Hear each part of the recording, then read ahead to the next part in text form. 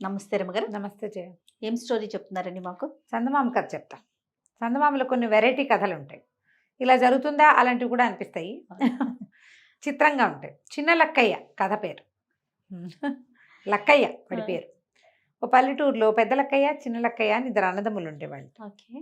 ఏమీ తండ్రి సంపాదించింది ఏం లేదు. ఇద్దరు కష్టపడి పని చేసుకోవాల్సింది. పెద్ద లక్కయ్య ఏం చేసేవాట, రోజు ఓ పావలా సంపాదించి 2 అణాలు ఖర్చు పెట్టుకుని 2 అణాలు వెనకేసుకునేవాడు. చిన్న లక్కయ్య అలాంటి వాడు కాదు. ఇది సంపాదించి పని చేసుకుని సంపాదించుకొని కూలి డబ్బులు 2 అణాలు శుభ్రంగా తినేసి అక్కడి నుంచి చాకలి వాళ్ళకి డబ్బులు ఇచ్చి మంచి బట్టలు వేసుకుని షోకిల్లాగా తిరిగేవాడు. పెద్ద లక్కయ్యకి పెళ్ళై సంసారం ఉంది, చిన్నవాడికి పెళ్లి సంబంధాలు ఎవరన్నా వస్తే ఏమనేవాట, ఏమిటో ఎవరిని పడితే వాళ్ళని చేసుకుంటే నవాబు గారి కూతురుని చేసుకోవాలి అనేవాడు. నిర్లక్ష్యంగా తాపీగా అనేవాడు. ఈ పెళ్ళిళ్ళు చేసుకోవడం పిచ్చి పిచ్చి పెళ్ళిళ్ళు, ఎవరో ఒక అమ్మాయిని చేసుకోవడం కాదు, నవాబు గారి కూతుర్ని. ఓకే. కమింగ్ టైంలో నేను కింగ్ అవుతాను అలాంటి భావాలు ఉండేవి వాడికి. అదేం జ్యోతిష్యం చూసి జాతకం చూసి కాదు, వాడి పద్ధతి అది. ఆయన ఊహ కులాసాగా ఉండేవాడు. ఏ రోజు ఆ రోజు తినేసేవాడు. ఓసారి కొంచెం జోరుగా వానలు వచ్చినాయి. మరి ఓ చెట్టు కింద ఉండిపోయాడు. డబ్బులు లేవు, నిలవేం లేదు. నిలబడినవాడు ఏం చేస్తాడు, ఇంటికి వెళ్ళి పడుకుంటాడు హాయిగా. వాన ఆగితే ఏదైనా కొట్టుకెళ్తేనే ఈ పూటకి తిండి వీడికి. చెట్టు కింద నుంచున్నాడు. నుంచుంటే బాగా జోరుగా వాన పడుతోంది. ఊరికే తోచక మనం ఏం చేస్తాము, వానాకాలము కొంచెం కాలు గోళ్లతోటే మట్టిని ఇట్లా లేవదీసి అలా చేస్తారు. ఆ చెట్టు కింద పెద్ద 5-6 రోజుల నుంచి వాన పడుతోంది, బాగా నానిపోయింది. ఇతను ఏం చేశాడు, ఇలా కాలు బొటన వేలుతోటి ఊరికే ఒక రాయి ఏదో కనపడితే దాన్ని ఇట్లా అన్నాడు కాలు వేలుతో. అట్లా అంటుంటే ఎక్కడైతే గుంట పడిందో ఆ గుంటలో ఇలా పదే గుంట చేస్తే నీరు ఊరుతుంది కదా, సరదాగా ఉంటుంది. తోచక అంతే. ఏదో మెరుస్తూ కనపడింది. ఏమిట్రా ఏదో మెరుస్తుంది, ఏదైనా ఉంగరమా ఏమిటి ఇది, ఏదో మెరుస్తుంది, ఎవరన్నా పడేసుకున్నాడేమో చూద్దామని ఇతను ఏం చేశాడు, ఇది మధ్యాహ్నపు వేళ పగటి వెళ్తురు వాన వస్తుంది కానీ కింద కూర్చుని దాన్ని ఇట్లా కదిపితే అదేదో బిందెల్లే కనపడింది. తీరా తవ్వును మొత్తం తవ్వేశారు కల్లా ఇంత వరహాల బిందె బయటపడింది. ఆ చెట్టు కింద ఇన్నేళ్ల క్రితం ఎవరు పాతి పెట్టారో ఈ వానలకి అక్కడ నుంచోటం వల్ల ఇతనికి తెలిసింది. అది ఎన్నిసార్లు బయటపడి ఉంటుంది. ఏ దురదృష్టవంతుడికి అది దొరకలే, ఈ అదృష్టవంతుడికి దొరికింది. అది కనపడేసరికల్లా వీడు ఏం చేశాడు, గబగబా పై చొక్కా ఓడి తీసి దాన్ని శుభ్రంగా వాన నీళ్ళకి పెట్టి తడిపేసి బురదంతా తుడిచేసేసి అది చాకలి వాళ్ళు అందులో నుంచి 2 వరహాలు తీసి చాకలి వాళ్ళ ఇంటికి పరిగెత్తుకుంటూ వెళ్ళాడు. వీడు ఫ్రెండ్ కదా, ఒరే ఓ పని చేయి, ఈ 2 వరహాలు తీసుకో, ఈ బిందెని తీసుకెళ్ళి నవాబు గారి కూతురికి ఇచ్చిరా. హైదరాబాద్ చుట్టుపక్కల జరిగింది ఇది. నవాబు గారు అమ్మాయికి ఇచ్చిరా. లచ్చిరెడ్డిపాలెం చిన్నలక్కయ్య గారు పంపించారు అమ్మాయికి యువరాణికి రవికల గుడ్డల కోసం, జాకెట్ పీసులు కొనుక్కోవటం కోసం ఇది పంపించారని చెప్పి ఈ బిందె ఇచ్చేసి రారా అన్నాడు. అప్పట్లో ఇలాంటి వ్యవహారాలు చాకళ్ళే చేసేవాళ్ళు. ఓకే. వీళ్ళు రాయబారాలు పెళ్లి పేరెంటాలకు చెప్పడానికి వెళ్తే కూడా వాళ్ళే తోడెళ్ళటము అలా చేసేవాళ్ళు. కబురు పంపించడానికి కూడా చాకలి చేయి చలవా మంచిది, ఇప్పటికీ మన ఇళ్లలో అలా చెప్పుకుంటారు మన ప్రాంతంలో. అయితే ఏమైంది, అబ్బాయి తీసుకుపోయి ఇచ్చొస్తే ఆవిడ మొత్తం ఆ బిందె తిరిగేసి ఆశ్చర్యం, ఏమిటి బిందెడు మొహరీలు జాకెట్ గుడ్డ కోసం పంపించాడా, ఆయన ఎవరో మహానుభావుడు అని, అబ్బాయి 2 పూటలు ఇక్కడ ఉండు అని చెప్పి వాళ్ళకి ఆస్థాన పనిచేసే వాళ్ళు దేవాంగులు ఉన్నారు, అంటే బట్టలు నేసేవాళ్ళు. వాళ్ళతో ఏం చెప్పిందంటే ఒక ప్రత్యేకమైన అతిథి, ప్రత్యేకమైన స్నేహితుడు, ఆయనకి వస్త్రాలు పంపించాలి, అగ్గిపెట్టెలో పట్టేంత పల్చటి వస్త్రాలు నెయ్యండి, పట్టు వస్త్రాలు అని చెప్పింది. హైదరాబాద్లో నేసేవాళ్ళు ఇవి. అక్కడి నుంచి ఆ దేవాంగులు వాళ్ళు 2 పూటల్లో చకచక బట్టలు నేసేశారు. అక్కడి నుంచి ఒక పంచా ఓ ఉత్తరీయం, కావాలంటే చొక్కాలో బయట కుట్టించుకోవచ్చు, షరాయి లాంటివి కుట్టించుకోవచ్చు వాటితోటి. ఆ 2 వస్త్రాలని అగ్గిపెట్టెలో పెట్టించారు. ఆవిడేం చేసింది, వచ్చిన అబ్బాయికి కుర్రాడు వచ్చాడు కదా, ఇవి తీసుకుని అతనికి 2 పూట్ల భోజనం పెట్టించి వాడికి ఏదో చిన్న బహుమతి కూడా ఇచ్చి, ఈ అగ్గిపెట్టెని మీ చిన్నలక్కయ్య గారికి ఇవ్వబోయి అని ఇచ్చింది. వాడు పట్టుకొచ్చి పూరాగా తెచ్చేసాడు పాపం. తెచ్చేసి లక్కయ్య ఇదిగో నీకు యువరాణి ఇది ఇవ్వమంది నవాబు గారు అమ్మాయి అని అగ్గిపెట్టె చేతిలో పెట్టాడు. అగ్గిపెట్టె చూస్తే అది వస్త్రాలు పెట్టే వీడికి తెలుసు, అంత మాత్రం పరిజ్ఞానం. పట్టముట్టు చూసి ఇది మనం ఉంచుకోవటం ఎందుకని అది మళ్ళీ మూసేసి, ఒరే నీకు ఎట్లాగో యువరాణి బహుమతి ఇచ్చింది, తర్వాత నీ సంగతి చూస్తాలే అంటే 2 వరహాలు ఇచ్చున్నాడు. 2 వరహాలు అంటే సంవత్సర గ్రాసం, అదేం తక్కువ కాదు.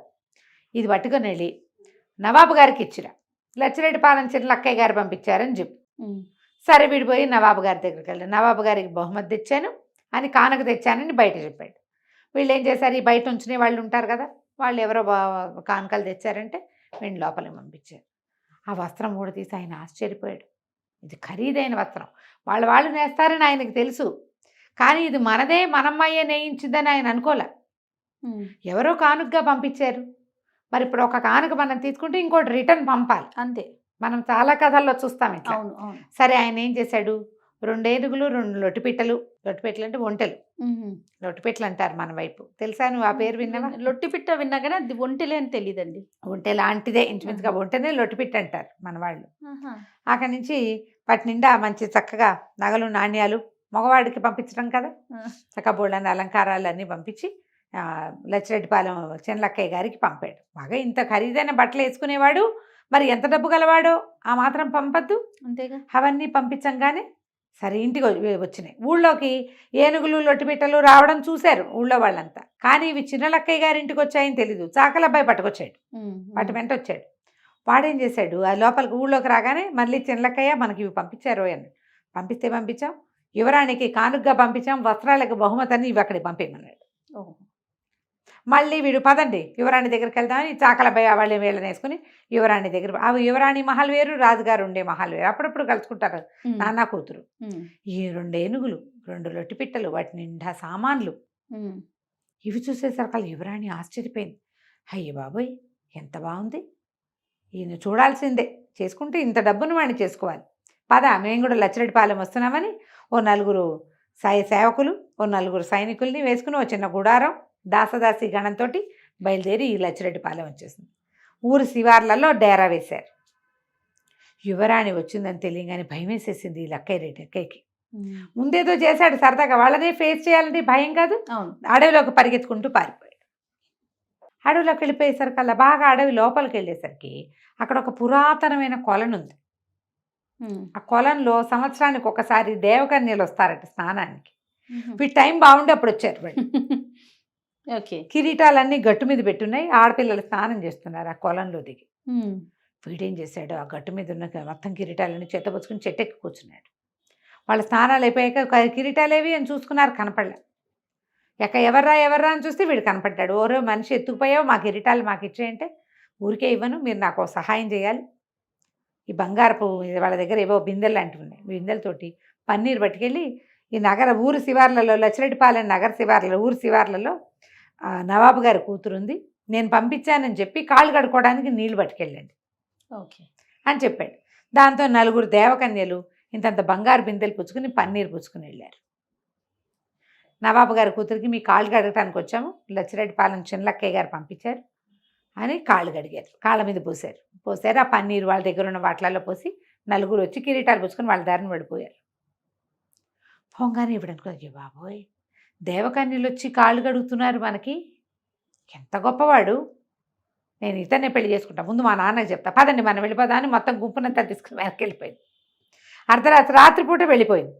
తెల్లారేసరికల్లా ఊళ్ళో అంతా తెలిసింది యువరాణి వచ్చి ఇక్కడ చేరింది అని చెప్పి. వీళ్ళు చూద్దాం అనుకున్నారు, ఊళ్ళో వాళ్ళంతా చూద్దాం అనుకుంటారు. రాత్రిపూట ఎట్టా వెళ్తారు నవాబు గారి కూతురు చూడడానికి? పొద్దున్నే కానుకలు పుచ్చుకెళ్దాం అనుకుంటే తెల్లారేసరికి గుడారం మొత్తం వెళ్ళిపోయింది, పటాలం అంతా వెళ్ళిపోయేసరికల్లా, అదేంటి చిన్నలక్కయ్య నీకోసం వచ్చిందిట, మాకు చూపించకుండానే పంపించేసాము నవాబు కూతుర్ని, బలేటోడివై నువ్వు అన్నారు. అనేసరికల్లా ఇతను అన్నాడు, దాందేముంది, నన్ను నవాబు కూతుర్ని చూడాలంటే అదో పెద్ద పనే, ముత్యాల పాలకి ఏర్పాటు చేసి నన్ను తీసుకెళ్ళండి, నవాబు కూతుర్ని చూపించడం ఏంటి, నవాబు ఇంట్లో విందే పెట్టిస్తాం మీ అందరికీ అన్నాడు. ఊళ్ళో జనమంతా తయారైపోయారు, చకచక అక్కడ ఇక్కడ ఏవో మేనాలు అవి ఉంటే వాటిల్లో మంచి ముత్యాల మేనా ఒకటి తయారు చేసుకుని ఈ అబ్బాయిని అందులో ఎక్కించుకుని వాడు మంచి బట్టలు చాకల దగ్గర నుంచి తెచ్చుకుంటాడు. ఈ చాకలి ఈ తిప్పట్లలో వాడికి బోల్డని బహుమానాలు వచ్చినాయి. బట్టలు ఇవన్నీ వాడు అండు, చక్కటి బట్టలు కట్టుకుని అందులో కూర్చున్నాడు. మేనా మోసుకుంటూ ఈ లచ్చిరెడ్డిపాలెం నుంచి జనం అంతా పోయి యువరాణి దగ్గరికి, మా అమ్మాయి మహల్ దగ్గరికి వెళ్ళారట. నవాబు గారి కూతురు మహల్ దగ్గరికి వెళ్ళేసరికల్లా ఆవిడ పైన నిలబడి చూస్తుంది.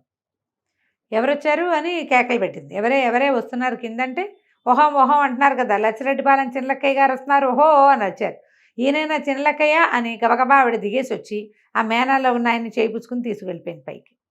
మేనాలో బరువు లేదని జనం అంతా చూసుకునేసరికల్లా ఏముంది, పై నుంచుని ఉన్నాడు ఈయన.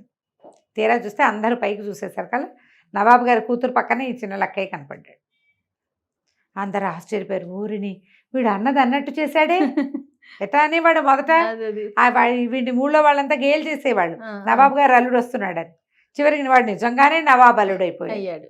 వాళ్ళు ఇచ్చినవే వాళ్ళకిచ్చి తెలివి. తెలివిగా అక్కడి నుంచి నవాబు గారు వచ్చి పిల్లకి ఈ అబ్బాయికి పెళ్లి చేసేసాడు. వాడికి డబ్బు ఉంటే ఏమిటి, లేకపోతే ఏమిటి. ఈ అమ్మాయి తెచ్చుకొచ్చేసి తన మందిరంలో కూర్చోబెట్టుకున్నాక ఇక పెళ్లి చేయవలసిందే. లచ్చిరెడ్డి పాలెన్ని ఇతనికే కారణం గ్రామంగా ఇచ్చేశారట. బాగుంది కదా కథ, చాలా సరదాగా. బాగుందండి. కథ కంచికి మనం ఇంటికి. రైట్ రమ్మ గారు, నమస్తే. నమస్తే.